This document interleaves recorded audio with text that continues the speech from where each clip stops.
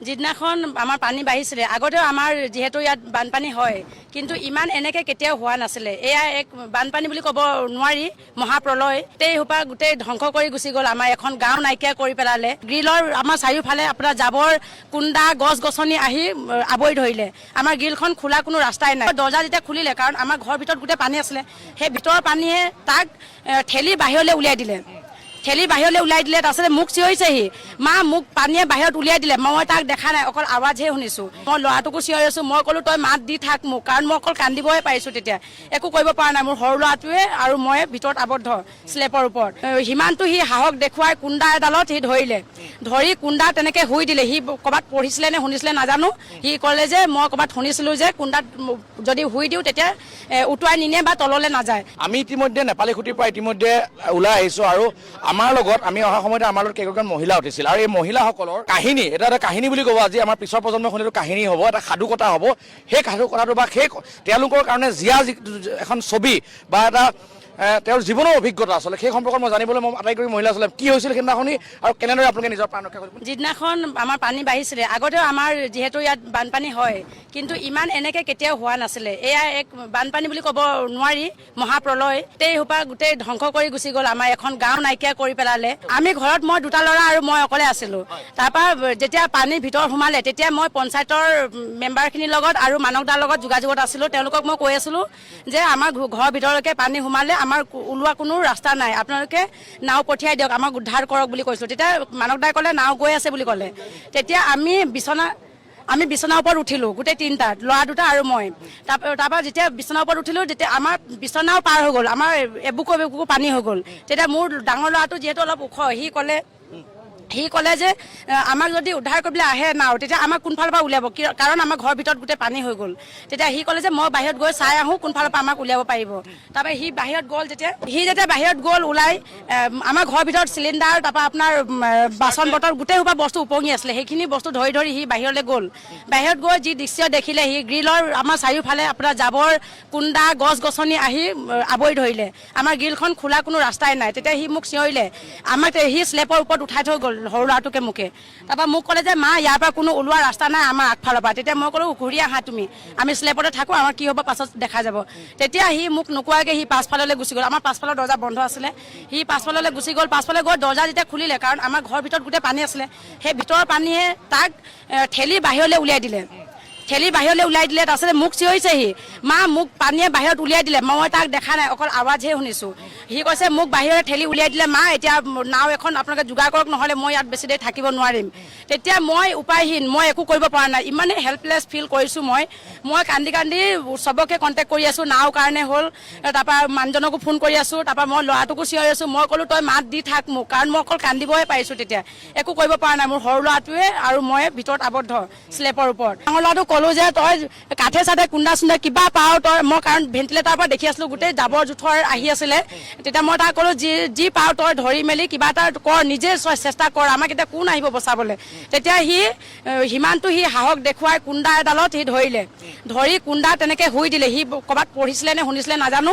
সি ক'লে যে মই ক'ৰবাত শুনিছিলোঁ যে কুণ্ডাত যদি শুই দিওঁ তেতিয়া উটুৱাই নিনিয়ে বা তললৈ নাযায়। তেতিয়া সি তেনেকৈ শুই দিলে। তাৰপিছতে মই তাক ক'লোঁ, চিঞৰি আছোঁ মই ভিতৰৰ পৰা, মই তাক দেখা নাই, সিও আমাক দেখা নাই। মই তাক চিঞৰি আছোঁ। মই ক'লোঁ তই কিবা জাবৰ জোথৰ গোটাই মেলি তই টিঙত উঠাৰ চেষ্টা কৰ। তেতিয়া সি জাবৰ জোথৰ গোটাই মেলি টিঙৰ ওপৰত উঠিলে। টিঙৰ ওপৰত উঠি যি দৃশ্য দেখিলে, চাৰিওফালে আমাৰ এটাও ঘৰ নাই, চব ঘৰ লৈ গ'ল তেতিয়ালৈকে, অকল আমাৰ ঘৰটো আছে। তেতিয়া সি কান্দি মোক ওপৰৰ পৰা কৈছে, মা ইয়াতো আমাৰ চাৰিওফালে এটাও ঘৰ নাই, অকল আমাৰ ঘৰটো আছে, বাকী পকা ঘৰ কিঘৰ আছে আৰু টিঙৰ ওপৰে মানুহখিনি আছে, এনেকৈ বুলি ক'লে পকা ঘৰ কেইখনত। তাৰপৰা মই আৰু ল'ৰাটো আবদ্ধ হৈ আছোঁ ভিতৰত, আৰু পকা ঘৰ যিহেতু আমি একো কৰিব পৰা নাই তাত। তেতিয়া সি ওপৰৰ পৰা কান্দিছে, মোক কৈছে আপুনি যেনে তেনে কৰি টিং ফুটা কৰক। মই সেইটো কালাৰিং টিংটো কেনেকৈ ফুটা কৰোঁ, মোক কৈছে আপুনি স্লেবত কিবা এটা বিচাৰক। সেইটো সময়ত মই একো বিচাৰি নাই পোৱা। সৰু ল'ৰাটোৱেও কান্দিছে, মোক কান্দি কৈছে যে মা মই এতিয়া সৰুৱে আছোঁ, মই ডাঙৰো হোৱা নাই, মই মৰিব নিবিচাৰোঁ। কেনেকুৱা লাগিব সেইটো সময়ত মোৰ ভাবক আপোনালোকে। মোৰ যিহেতু ডাঙৰ ল'ৰাটো ওপৰত আছে, সৰু ল'ৰাটো ভিতৰত, মোৰ মানে কি ক'ম আৰু, ইমানে মই কি বুলি ক'ম এতিয়া ভাষাৰে বুজাব নোৱাৰোঁ সেইটো মোৰ পৰিস্থিতি যি হৈছিলে আমাৰ। তাৰপিছতে মই আপোনাৰ চিলিং ভাঙি দিলোঁ, চিলিং ভাঙি ওপৰ চিলিং আপোনাৰ এলবেষ্টাৰ আছিলে সেইটো ৰুমত, আমি যিটো ৰুমত আছিলোঁ ফল চিলিং আছিলে তাত। তাৰপিছত এলবেষ্টাৰ মই আঁতৰাই দিলোঁ ভাঙি মেলি, তাৰপিছতে মাথা আৰু হাতৰ জোৰেৰে, কাৰণ মোৰ হাতত একো নাছিলে, তাৰ মাথা আৰু হাতৰ জোৰেৰে মই টিং ওপৰলৈ ঠেলাৰ চেষ্টা কৰিছোঁ, কিন্তু একো পৰা নাই, মই একো হিলদুলে নহয় সেইটো টিং, কাৰণ আপোনাৰ এইটো স্ক্ৰুবিলাক আপোনাৰ হেৰি মেচিন দি লগোৱা থাকে, একো হোৱা নাই। তাৰপিছত ডাঙৰ ল'ৰাটোক মই ক'লোঁ একো কৰিব পৰা নাই মই, তই কি কৰিব পাৰ কৰ। সি কৈছে নাও ফোন কৰক, মই কিমান ফোন কৰিম, ভাগৰি গ'লোঁ, মই লাষ্টত ফোন কৰিবলৈ বাদ দি দিলোঁ মানুহক। তাৰপিছতে মই হাৰ মনা নাই, কাৰণ মোৰ সৰু ল'ৰাটো আৰু মোৰ তেতিয়ালৈকে অলৰেডি আপোনাৰ মানে উশাহ নিশাহ বন্ধ হওঁ, কাৰণ স্লেব পাৰ হৈ গৈছিলে আমাৰ পানী। তেতিয়া সৰু ল'ৰাটো কান্দি আছে আৰু ডাঙৰ ল'ৰাটো ওপৰত কান্দি আছে। মই তেতিয়া হাৰ মনা নাই, মই হাত আৰু মাথাৰ জোৰেৰে আৰু যিমান পাৰিছোঁ ওপৰত ঠেলিছোঁ। তেতিয়া আপোনাৰ অকণমান ফাঁক এটা হ'ল টিঙত, তেতিয়া পোহৰ এটা যেতিয়া সোমালে ভিতৰত, তেতিয়া মই ডাঙৰ ল'ৰাটোক কৈছোঁ এতিয়া কিবা এটা হ'ব, তই বাঁহ কাঠ কি পাওঁ এই ফাঁকটোত সোমোৱাই দে। তেতিয়া সি বাঁহ এডাল উপঙি অহা বাঁহ এডাল লৈ পেলাই তাত সোমোৱাই দিলে, সোমোৱাই সি ওপৰৰ পৰা মই ভিতৰৰ পৰা ঠেলি হেৰি কৰিলোঁ, অকণমান ফাঁক কৰিলোঁ, ফাঁক কৰি মই তাক ক'লোঁ ইয়াতকৈ ডাঙৰ বাঁহ এডাল আৰু দে। তাৰপৰা ডাঙৰ বাঁহ এডাল দিলে, আমি ফাঁক কৰোঁতে স্ক্ৰুডাল ওলাই নগ'ল, কিন্তু স্ক্ৰুডালৰ ওচৰত টিংখন অকণমান ফালি গ'ল। ফালি যাওঁতে তেতিয়া আমি অকণমান আশাৰ ৰেঙনি এটা দেখিলোঁ। তেতিয়া আমি ডাঙৰ ল'ৰাটোক ক'লোঁ তই ওপৰৰ পৰা ফাল, মই তলৰ পৰা ঠেলি পেলাই সৰু ল'ৰাটোৰ জোখাৰে, সৰু ল'ৰাটো ওলাব পৰা জোখাৰে টিংখন ফাল খালে। তেতিয়া মই সৰু ল'ৰাটোক ক'লোঁ যে তুমি ওলাই যোৱা, তোমাক দুটা ওলাই যোৱাচোন, মোৰ চাই ল'ম। তেতিয়া সৰু ল'ৰাটো মোক এৰি ওলাই যাব বিচৰা নাই, মা আপোনাৰ কি হ'ব। তেতিয়া মই কৈছোঁ তুমি ওলাই যোৱাচোন। তেতিয়া তাক মই যেনে তেনে কৰি উলিয়ালোঁ, উলিওৱাৰ পাছত দুইটা ল'ৰাই আকৌ সেই যোনডোখৰত ফাল খাইছিলে সেইডোখৰ আৰু ফালি মোক দাঙি উঠালে। কিন্তু উঠাৰ পাছত টিঙৰ ওপৰত উঠাৰ পাছত আমাৰ আৰু বেছি ভয়ংকৰ দৃশ্য দেখিছিলোঁ, কাৰণ আমাৰ চাৰিওফালে নৈ কিনাৰত যিহেতু আমাৰ ঘৰ। গোটেই 15,000 টকা পানীয়ে নোপোৱাটোৱে পাইছে, পানী সোমোৱা ঘৰ নাই পোৱা, সেইটো কি কথা হ'ব পাৰে। মোৰ কঠীয়া কেনেকে চিনেমাত উঠুৱাই লৈ গুচি গ'ল, কিন্তু গাঁও মানে চকু মুদি গুচি গ'ল। আমাৰ এডোখৰতো চবৰ ঘৰতে পানী সোমাইছে, চব কোনোবা ৰাস্তাত আছে, এতিয়া কোনোবা গৈ কাৰোবাৰ ঘৰত থাকি চাগে, সেইটোতো গাঁওবাসীয়েতো দেখা নাই। এতিয়া সেই পানী নোসোমোৱাসকলে পইচা পালে, পানী সোমোৱাসকলে নাই সোমোৱা, সেইকাৰণে এতিয়া এই ৰাইজে এতিয়া ৰাতি ইয়াত উপস্থিত হ'ব লগা হ'ল। গাঁওবুঢ়ানী মানে আমাৰ ইয়াত পানী উঠা দিনাখনৰ পৰা মানে ইয়াত ভৰি দিবলৈকে অহা নাই, চোৱাহিও নাই যে কাৰ ঘৰত পানী সোমাইছে, কোন ক'ত আছে, সেইটো আজিলৈকে মানে চোৱাহি নাই।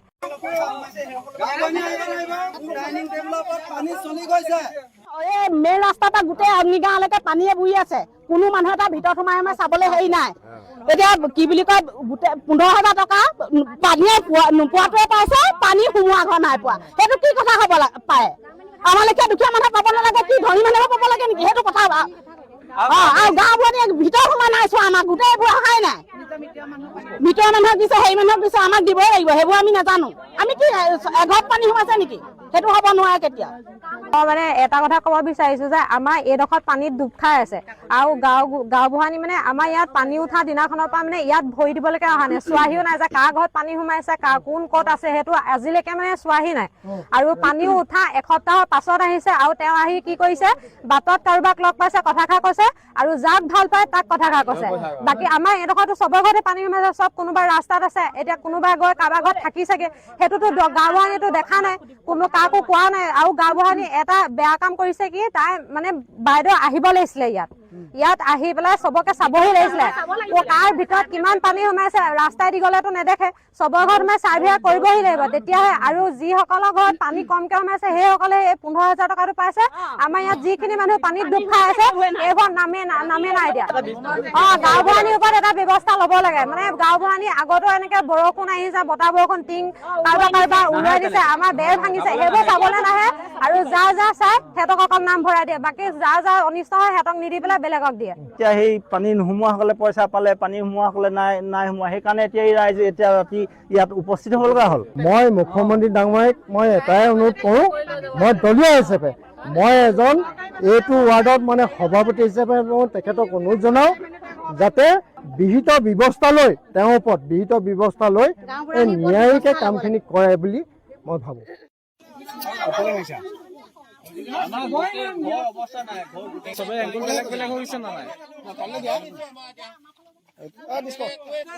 মোৰ কঠীয়া কেনেকে চিনেমাত উঠুৱাই লৈ গুচি গ'ল, কিন্তু গাঁও মানে চকু মুদি গুচি গ'ল, মোৰ কঠীয়া আলুগুটি টেমা চিষ্টেম কিন্তু শেষত থাকি যোৱা সৰহখিনি কোনে খায়? কোনে খায়? শেষত থাকি যোৱাখিনি কোনে খায়?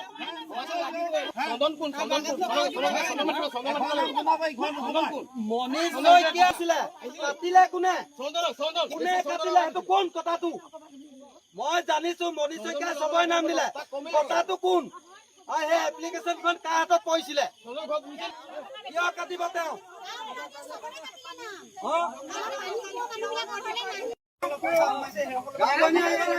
ডাইনিং টেবুলৰ ওপৰত পানী চলি গৈছে, মই খাবলৈ পোৱা নাই, মোক নাই দিয়া, একো নাই দিয়া। 5 কেজি চাপৰ বুলি মোক দিছে মাত্ৰ আধা।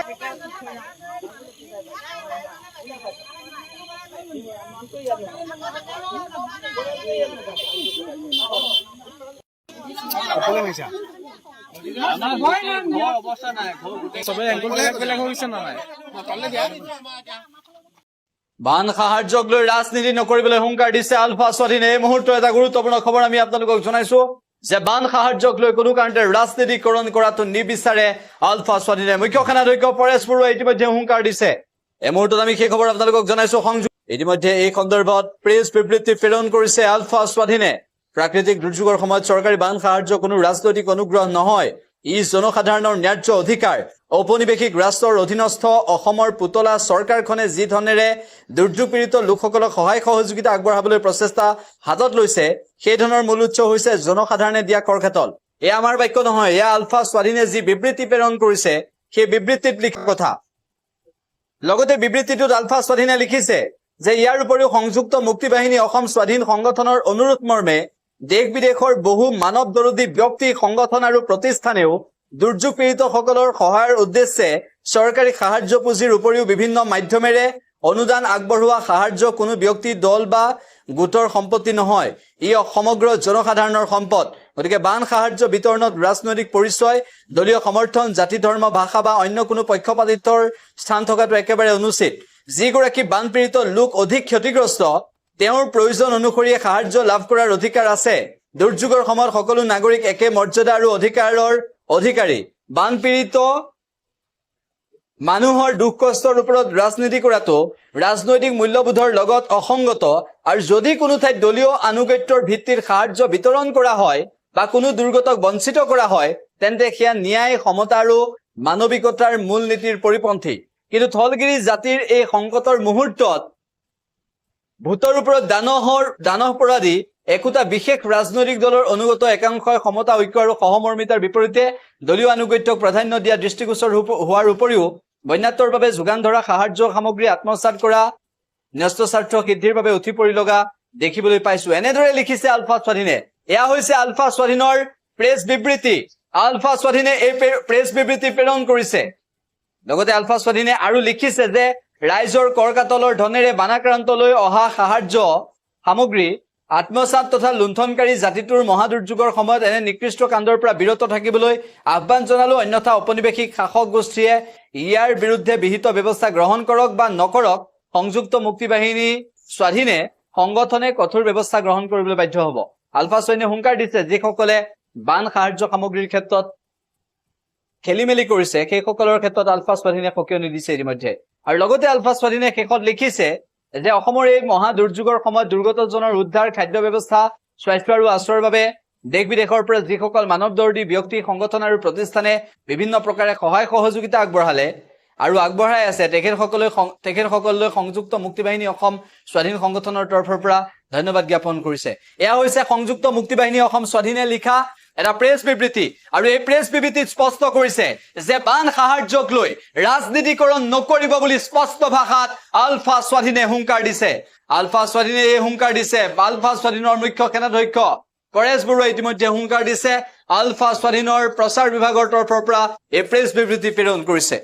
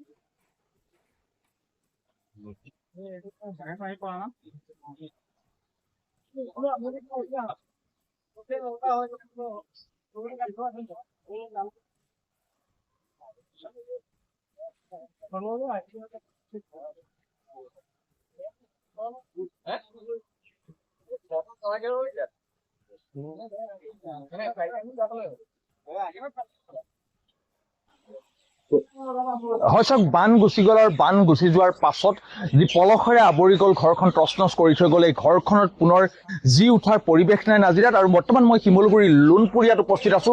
আৰু প্ৰথমতে চাওক, এটা পৰিৱেশ এটা ভাল লগা পৰিৱেশ বুলি ক'ব লাগিব। বানৰ পিছত এই যিসকল দুৰ্গত লোক আছিলে, এই দুৰ্গত লোকসকলৰ ঘৰখন পুনৰ প্ৰতিষ্ঠা কৰা বা ঘৰখন বনাই দিয়াৰ বাবে বিভিন্ন জন আগবাঢ়ি আহিছে। আৰু এতিয়া মই দেখুৱাবলৈ লৈছো লখিমপুৰৰ এদল মানৱ দৰ্দী কৰ্মীৰ লগত আছু আছে, লখিমপুৰ আছু আছে। আৰু তেওঁলোকে এইদৰে শিমলুগুৰি লোণপুৰীয়া অঞ্চলত আজি 5টাকৈ গৃহ তেওঁলোকে নিৰ্মাণ কৰিছে। তাৰে 2টা গৃহ এই মুহূৰ্তত কেমেৰা সহযোগী ৰকেট দেউৰী আপোনালোকক দেখুৱাই যে 2টা গৃহ দিনটোৰ ভিতৰত তেওঁলোকে সম্পূৰ্ণ কৰিছে। প্ৰথমতে মই পলম নকৰি পোনে পোনে আপোনাৰ ওচৰলৈ আহিছো। এটা মহৎ প্ৰচেষ্টা, নাজিৰাত হাজাৰৰো অধিক ঘৰ এই মুহূৰ্তত শেষ হৈ গ'ল। তাৰ পাছত আপোনালোকে আহি নিজাববীয়াকৈ উদ্যোগ লৈছে আৰু এই ভিতৰুৱা অঞ্চলত আহি এইদৰে গৃহ নিৰ্মাণ কৰিছে। কি ক'ব আৰু কাৰ কাৰ উদ্যোগ বা কেনেধৰণে লৈছে?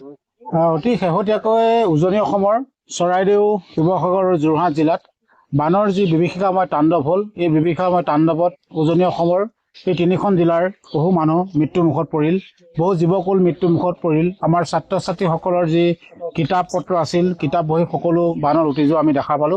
আৰু যি সময়তে বানপানী হ'ল এই 3খন জিলাত, সেই সময়ত কিন্তু সমগ্ৰ অসমৰ প্ৰতিটো স্তৰৰ প্ৰতিজন মানুহে স্বতঃস্ফূৰ্তভাৱে নিৰৱচ্ছিন্নভাৱে প্ৰতিজন ব্যক্তিক, প্ৰতিজন মানুহক অন্ন, বস্ত্ৰ, জল, কিতাপ পত্ৰ সকলো যোগান ধৰি আছিল। আমি সদৌ লখিমপুৰ জিলাৰ ছাত্ৰ সন্থাই বিগত সময়ত চৰাইদেউ, শিৱসাগৰ জিলাত আমি খাদ্য বস্তু, অত্যাৱশ্যকীয় খাদ্য সামগ্ৰী আমি যোগান ধৰিছিলোঁ। আৰু শেহতীয়াকৈ আজি সদৌ লখিমপুৰ জিলা ছাত্ৰ সন্থাৰ উদ্যোগত আৰু বহুকেইজন গুণী জ্ঞানী ব্যক্তিৰ সহযোগত আমি আজি শিৱসাগৰ জিলাৰ শিমলুগুৰিত যিসকলৰ গৃহ নষ্ট হৈছে, গৃহ বানত উটি গৈছে, তেখেতসকলক ক্ষতিগ্ৰস্ত হোৱা ব্যক্তিসকলৰ গৃহটো যদি আমি নতুনকৈ নিৰ্মাণ কৰি দিব পাৰোঁ, তেখেতসকলে যদি নতুন গৃহত থাকি জীৱন নিৰ্বাহ কৰিব পাৰে, তাৰ আমি চিন্তা কৰিলোঁ। আৰু সুধাকণ্ড ডক্টৰ ভূপেন হাজৰিকাই কৈ থৈ গৈছিল যে মানুহে মানুহৰ বাবে, এই প্ৰকৃত শব্দৰ অৰ্থ আমি উপলব্ধি কৰিবলৈ পাৰিছোঁ। আৰু তাৰ বাবে সেইকাৰণে আমি ইয়াত আহি সকলোৱে সহযোগিতা পাইছোঁ। লখিমপুৰৰ প্ৰায় আমি 50জনীয়া এটা গ্ৰুপে আজি এই শিৱসাগৰ জিলাৰ শিমলুগুৰিৰ প্ৰায় 7টাকৈ পৰিয়ালৰ গৃহহীন পৰিয়ালৰ আমি নতুনকৈ গৃহ নিৰ্মাণ কৰি দিছোঁ। আৰু আশা ৰাখিছোঁ এনেকুৱা দিনা দুৰ্দিন আৰু বিভীষিকাময় দিন যাতে এই অঞ্চলত সৃষ্টি নহওক, আৰু সকলো ৰাইজৰ প্ৰতি আমি সহায় সহযোগিতা কামনা কৰিছোঁ। তাৰ লগে লগে আপোনালোকে নিশ্চয় জানে, সদৌ অসম ছাত্ৰ সন্থাই সদায় অসমৰ খিলঞ্জীয়া ৰাইজৰ লগত গাঁ চাৰটোৰ দৰে সদায় থিয় হৈ থাকোঁ। নিশ্চিতভাৱে সেয়া আছিল সদৌ অসম ছাত্ৰ সন্থাৰ সহকাৰী সাধাৰণ সম্পাদক, নিজে নেতৃত্ব দিছে। স্থানীয় লোক আছে, আপুনি অকণমান আগবাঢ়ি আহক। যি হওক, লখিমপুৰৰ পৰা আপোনালোক আহিছে ছাত্ৰ সন্থাৰ লগত শ্ৰমদান কৰিবলৈ। 50জনীয়া এটা দল দুৰ্গতসকলৰ কাষত থিয় দিছে। আজি কি কৰিলে, বা প্ৰথমতে ধন্যবাদ আপোনাক দিব লাগিব, আজি 5টাকৈ গৃহ নিৰ্মাণ কৰা হ'ল। ময়ো ধন্যবাদ জ্ঞাপন কৰিব বিচাৰিছোঁ আমাৰ সদৌ অসম ছাত্ৰ সন্থাক, যিহেতু তেওঁলোকৰ এই মহান পদক্ষেপত আমি ক্ষুদ্ৰভাৱে এটা অংশীদাৰিত্ব ল'ব পাৰিছোঁ। আমি নিজকে ভাগ্যৱান বুলি ভাবিছোঁ।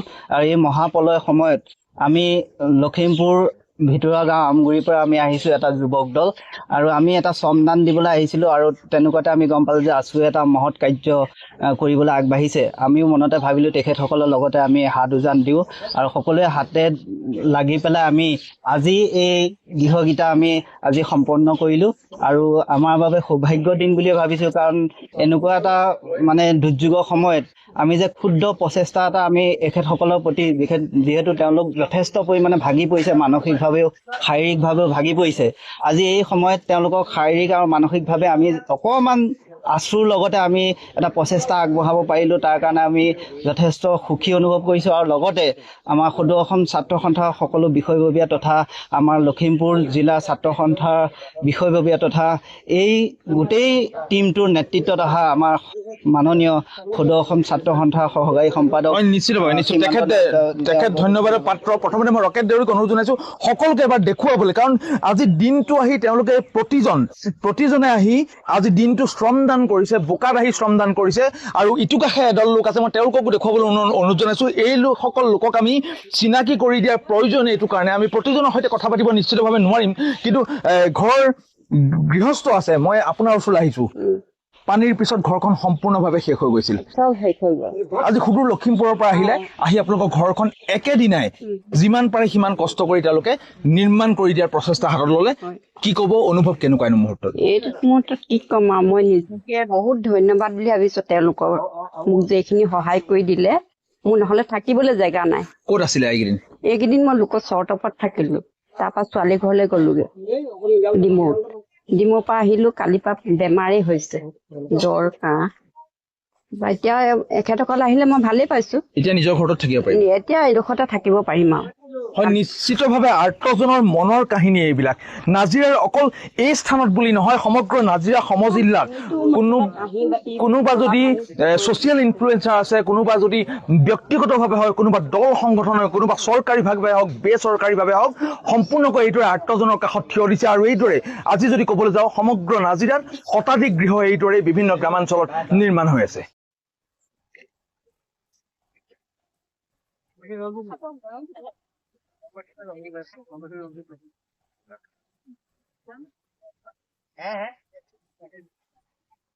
আজি আমাৰ যিটো কঠীয়া যোগানৰ যিটো আমাৰ এটা মিছন আছিলে, এই মিছনৰ অন্তৰ্গত আজি ঔগুৰি ধমনৰ এই কুলি গাঁৱত প্ৰায় 50 গৰাকী মহিলা একেলগে কঠীয়া তুলিছে।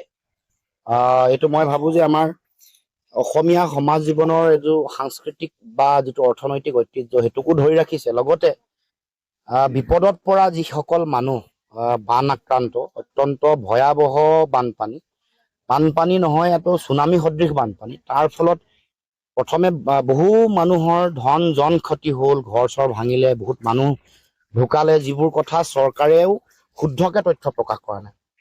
যিটো বেছি মানুহ ঢুকাইছে কিন্তু কম মানুহৰ সংখ্যা প্ৰকাশ কৰিছে।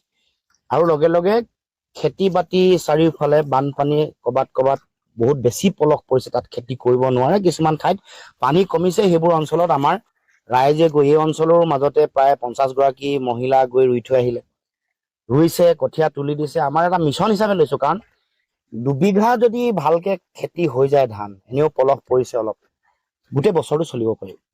এতিয়া আঁচনি কোনোবাই আমি চাউল পাত দাইল চাইল দিছো, কিমান দিন চলিব? এমাহ চলিব, 15 দিন চলিব, 2 মাহ চলিব, খুব বেছি। কিন্তু ধান মুঠি যদি হ'ব নিজৰ পথাৰত, প্ৰথম আমাৰ গোটেই সমাজখনৰ সাংস্কৃতিক ঐতিহ্যটো ধৰি ৰাখিব পাৰিব। এই নখোৱা আহিব, বিহু আহিব, সকাম নিকাম থাকিব, আৰু গোটেই বছৰটো চলিব পাৰিব। আমি হেল্পলাইন নম্বৰ দি দিছো। এতিয়াও 6338 ফেৰা কঠীয়াৰ এতিয়াও মানে মানুহৰ আবেদন আছে। আমি ধুনীয়াকে ৰেজিষ্টাৰ মেইনটেইন কৰিছো। আমাৰ দুগৰাকী মানুহে ফোন কল ৰিচিভ কৰে, তেওঁলোকে আগতে যোনে ফোন কৰিছে তেওঁলোকৰ নাম লিখি ৰাখে। আমি যিমান পাৰিছো, ইয়াৰ আগতে আমি 20,000 ফেৰা দিলো। আমাৰ লক্ষ্য 1 লাখ ফেৰা, কিন্তু 1 লাখ ফেৰা তোলাটো ইমান সহজ কথা নহয়। আৰু তাৰ লগে লগে আৰু ট্ৰেন্সপৰ্টেশ্যনৰ কথা থাকে। কিছুমান জেগাত তুলিবলৈ যাওঁতে কিছুমানে পইচাও দিব লগা পৰিৱেশ আছে। গতিকে আমি এটা ৰাজনৈতিক দল যাৰ আমাৰ বিধায়ক আৰু সাংসদ নাই। যোৱাবাৰো আমাক ধৰক বিধানসভালৈ যোৱা ৰাইজে সুযোগটো নিদিলে, তথাপিও জনসেৱা, মানৱ সেৱা সকলো ৰাজনীতিৰ ওপৰত। সেইকাৰণে আমি আমাৰ এই দায়িত্ব সদায় পালন কৰিম। ৰাইজৰ আমাৰ প্ৰতি ৰাজনৈতিক সমৰ্থন, যিটো মানৱীয় সমৰ্থন আমাৰ প্ৰতি আছেই, এটা আৱেগিক বা জাতীয় সমৰ্থন আমাৰ প্ৰতি আছেই, সংগ্ৰামী চেতনাটোৰ প্ৰতি। কিন্তু ৰাজনৈতিক সমৰ্থনটো নাথাকিলেও আমাৰ যিটো সামাজিক আৰু যিটো মানৱীয় দায়িত্ব সেইটো সদায় থাকিব। আৰু সেইকাৰণে মই ঔগুৰি ধমনৰ কুলি গাঁৱৰ বিস্তৃত অঞ্চলৰ সকলো আমাৰ তুলনিকে মই মোৰ ফালৰ পৰা ধন্যবাদ কৃতজ্ঞতা জ্ঞাপন কৰিছো। সকলোৱে বানপীড়িতৰ কাৰণে কঠীয়া তুলিবলৈ আহিছো। অকল আজি বুলি নহয়, আমি প্ৰায় 27-28 তাৰিখৰ পৰা তুলি আছো। আৰু যোৱা সোমবাৰে আমাৰ ইয়াৰ প্ৰায় 50-60 জনী মানে ৰোৱনী গৈ আমি চন্তক কিবা চেতিয়া গাঁৱত আমি ৰুই থৈ আহিছোগে। আৰু আমি ভাবিছো কি বানাক্ৰান্তৰ বিপদ মানুহৰ এদিনেই নাহে, হয়তো সময়ত আমাৰো আহি যাব। সেইকাৰণে মানুহে মানুহৰ বাবে সেই কৰ্মটোকে আজি আমি কোৱাৰ লগে লগে চক এতিয়া বহুতত শুনিছো কঠীয়া তুলিবৰ কাৰণে পইচা লাগিছে, কিবা লাগিছে। আমাৰ ইয়াত কোনো মানুহে আজিলৈকে পইচা এটকাৰ কথা কোৱা নাই। পইচা দিম বুলি কিছুমান মানুহে তুলুৱাইছিলে সি ব্যক্তিগতভাৱে। আমি বোলে পইচা দিলে নুতুলো, আমি এনে হলে কঠীয়া তুলিম। এতিয়া আপোনালোকে চক, আমাৰ গাঁৱৰ একতাটো চক বা অসমীয়া একতাটো চক আৰু মহিলা একতাটো চক। আজি আপোনালোকে ইমান দেখিছে আৰু বিশেষ নাহিলে, কিছুমানৰ অসুবিধা হোৱাৰ কাৰণে নাহিলে, কিন্তু সিদিনাখন যিখিনিয়ে ৰুবলৈ গৈছিলে সেয়া প্ৰায়ভাগে আজি অহাই নাই। নতুনকে আকৌ প্ৰতিগৰাকীয়ে আজি নতুনকে আহিছে, ফোন কল পাইছে, ইজনীয়ে সিজনীয়ে শুনিছে যে বোলে এনেকে না আমুকত কঠীয়া তুলিব, ক'ত কঠীয়া তুলিব বোলে আমুকত তুলিব বল বুলি কৈছে, আহি দিছে। কোনেও এইটো সোধা নাই পইচাই দিবনে বা ক'লে নিব কি কথা, কিন্তু তুলিব লাগে বুলি কোৱাৰ কাৰণে তুলিছে। তেতিয়াহ'লে আপোনালোকে চাওক, এখন হৈছে আমাৰ ধমন ঔগুৰি পঞ্চায়তৰ আমাৰ কুলি গাঁও হয়। কুলি গাঁৱৰ প্ৰতিখন বৰপথা, আঘুনিবাৰী, কেন্দুগুৰি আমি সকলোৱে মিলিত হৈ আজি ইয়াত তুলিছো। ইয়াত প্ৰায় আজি 100 ফেৰালৰ ওপৰ হ'ব। আৰু যোৱাকালি আমি তুলিছিলো 11-12 গৰাকী মানে, তাত তুলি থৈছো আমি 6টা নে কিমান তুলি থৈছো। ইমানকে ক'লো, আৰু যাতে আমাৰ দৰে আৰু সকলো ৰাইজ ওলাই আহক, মহিলাসকল ওলাই আহক, যাতে বানপীড়িত সহায় কৰিবলৈ আগবাঢ়ি যায়। মথাউৰিটো কলি, তাৰপিছত যাৰ ক্ষতিগ্ৰস্ত হৈছে ক'লে, তাৰপিছত অৰুণোদয় নোপোৱাখিনিয়ে ক'লে, এতিয়া নেক্সট ফিল্ডখন আৰু বাইদেউ এতিয়া আপুনি কোনখিনিতে লাগে জেগাটোৰ নাম কি? গৰখীয়া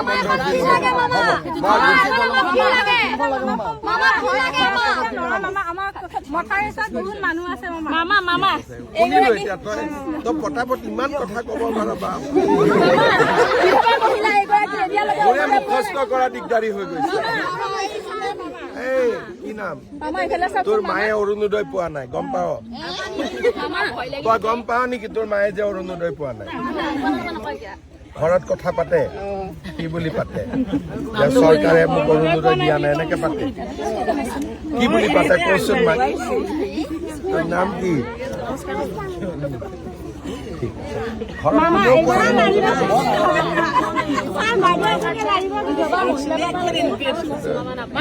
মেম্বাৰৰ লগত কিবা কাজিয়া পেচাল আছে?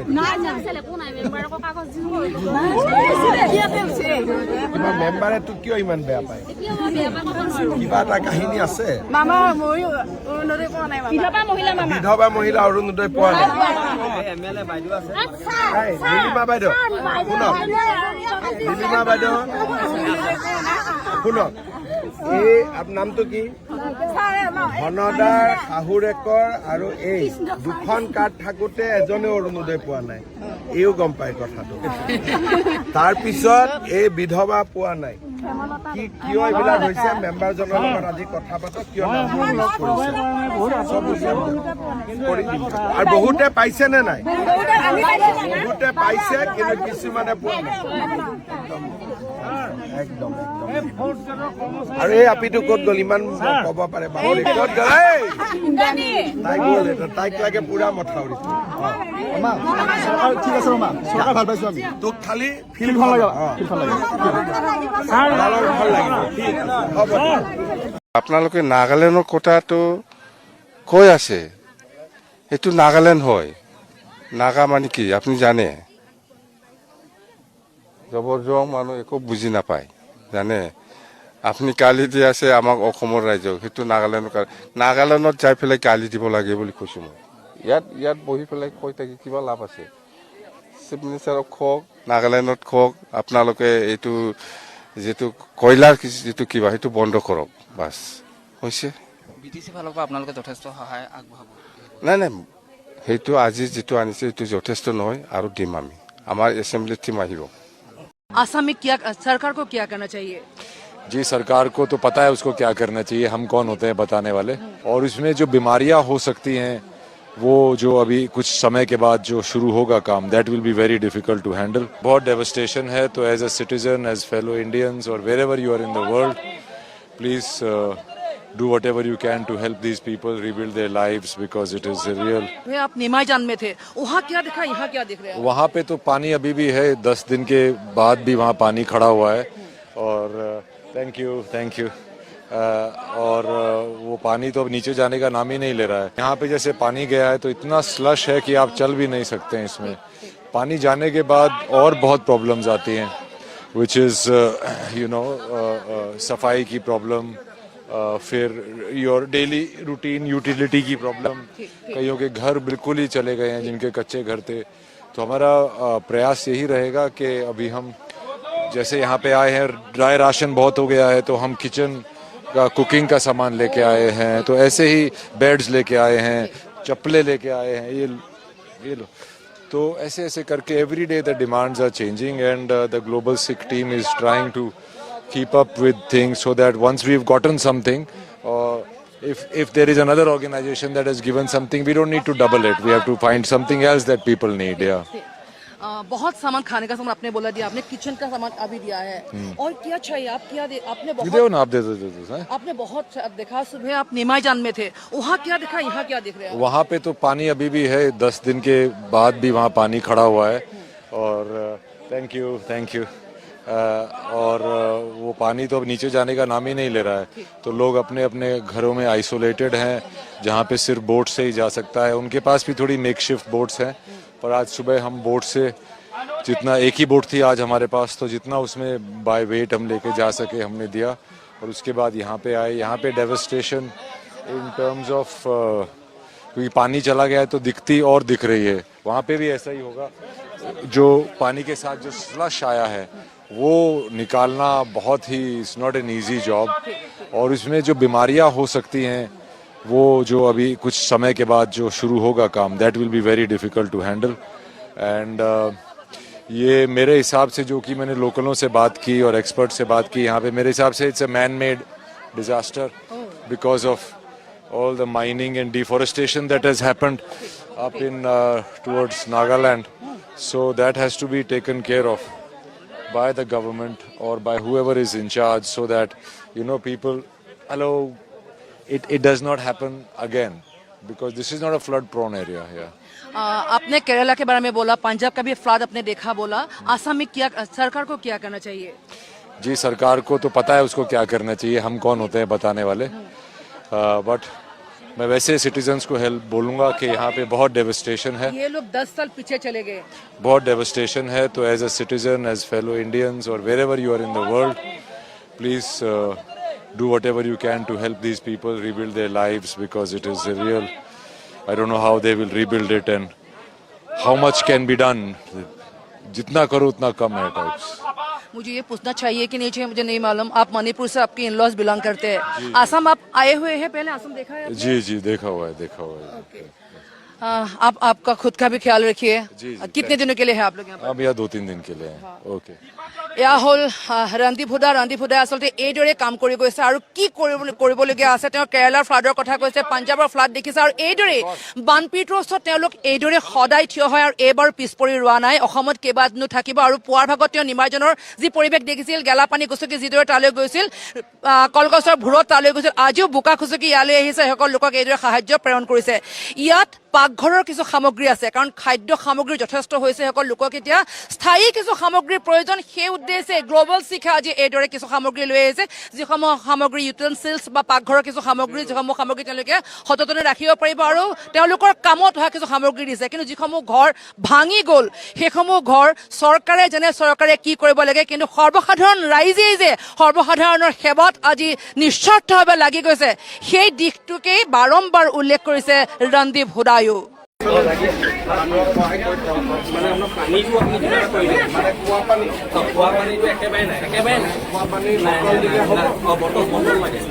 মানে ইয়াত য'ত য'ত খোৱা পানী বনাই তাত চব পানী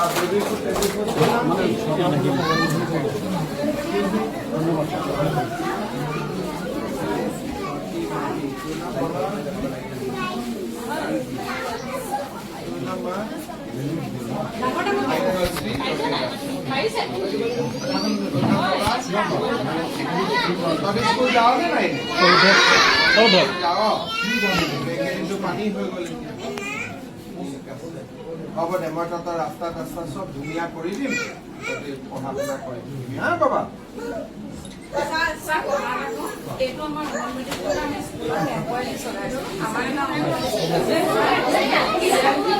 মডেল অংগনবাড়ী যিটো মাটি আছে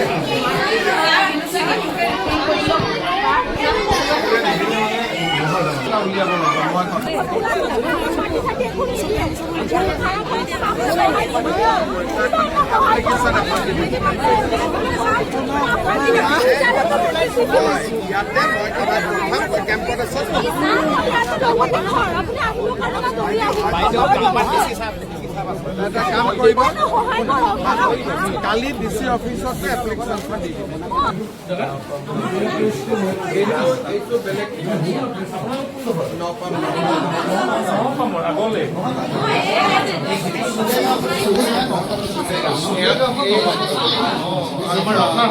যিটো ৰাস্তাটোৰ কথা কৈছে একেটাই ৰাস্তা মই এতিয়া বুজিলোঁ মানে যিটো তেওঁলোকে ৰাস্তা ওখ কৰাৰ কথা কৈছে বাইদেউহঁতকো সেইটোৱে লাগে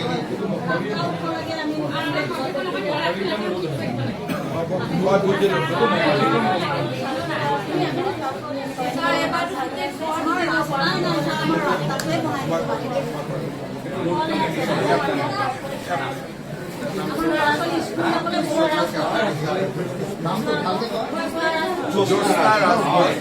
পিছত পিপিএছে ক'ব আপুনি এখন এপ্লিকেশ্যন লগাই দিয়ে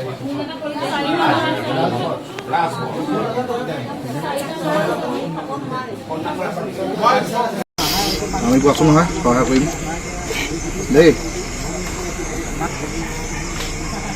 এইজনৰ আছে যদি চিন্তা নাই আপোনাক কাইলৈ আহিম মই ভালকৈ কাইলৈ দিনত চাই ল'ব দেই মেহনত হওক কিন্তু খেতি কৰিবলৈ কঠীয়া লাগিলে ক'ব আমি অলপ কঠীয়া গোটাই আছোঁ বুজিছে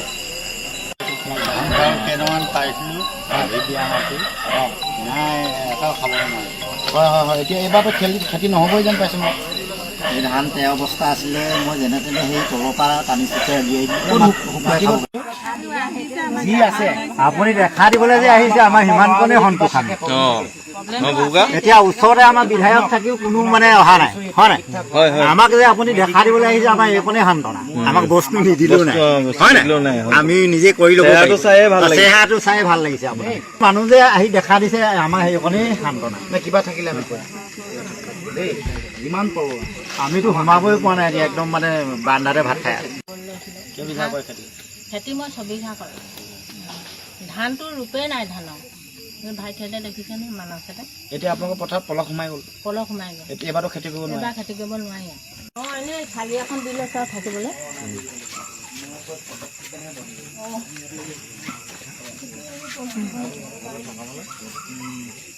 এইবোৰ আগৰ ঘৰটো সেইখিনি আনিলে নেকি আগৰ ঘৰটো সেইখিনি এৰুৱাই লৈ লগাই দিছে এৰুৱাই লৈ হলদি দিয়াৰ কাৰণেহে অলপ হেৰি হৈছে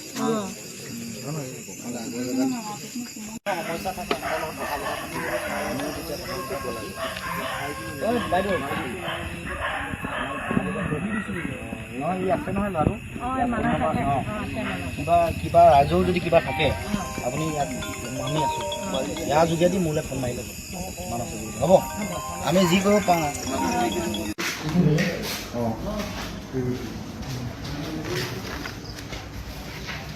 ভাল লাগি আছে তাৰপৰা ল'ৰাটো এক্সিডেণ্ট হ'ল 97314 এতিয়া সেইঘৰলৈকে যাম নাই যাম জানো তেওঁলোকৰ ঘৰতে টানিৰ ঘৰ এক্সিডেণ্ট হৈ হেৰি হৈ আছে নাই দিব মেডিকেলত দিব এনেকুৱা কেছ হ'লে আমাক ফোন কৰি দিব এনেকৈ আছে মন এতিয়া যিটো ভয় খালে তলত মানুহ বহি বস্তু আমাৰ গাড়ী এটা আছিলে গাড়ী পানীটো তাৰমানে অকণমান গাড়ী গ'ল ন গাড়ীখনটো নহ'ল ন ধুব মাইনা বাঞ্জনী সেই এগৰাকী কি আহিব হা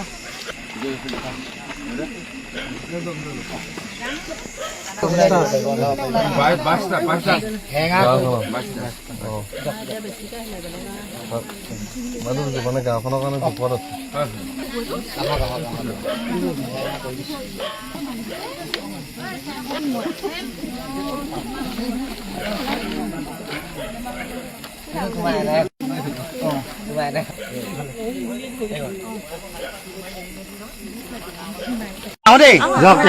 বহুত বহুত ধন্যবাদ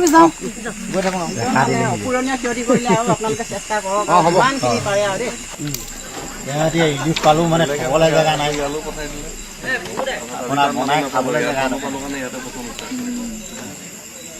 এতিয়া ৰিলিফনো পালে কি হ'ব, তেওঁ থ'বলৈ জেগা নাই, খাবলৈ জেগা নাই। আপোনাৰ মানে এই টিঙৰ তলতে মানে থৈ দিয়া হৈছে। এইটো মোৰ ঘৰ নহয়, মোৰ ঘৰ যিকেইটা মানুহ চিলেকশ্যন কৰিছে মই ভালে হৈছে।